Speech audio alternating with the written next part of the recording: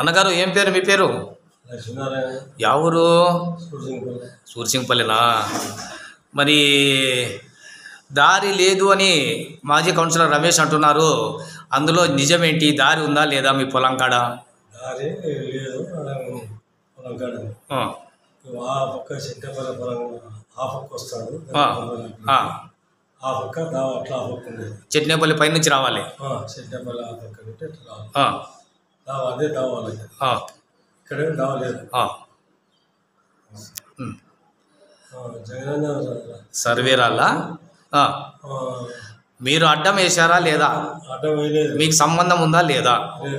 Okay. Venkatanarayana, సూర్సింగనపల్లె. Okay.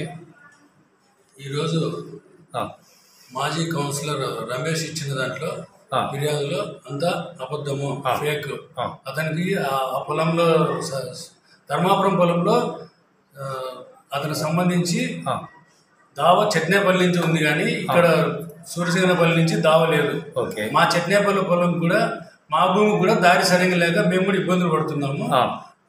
అతనే కల్పించుకుని అబద్ధాలు చెప్తున్నాడు. ఎవరు చేనులో రాళ్ళు అడ్డమే లేదు, ఏమీ లేదు, అదంతా ఫేక్, అబద్ధము. కావాలని ఇతను అభియోగాలు మోపుతున్నాడు. తర్వాత ఏమన్నా చెప్పండి. ఈ విషయంపై అధికారులే తగు ప్రదేశం వెళ్ళి పరిశీలించి న్యాయం చేయవలసిందిగా కోరుచున్నాం.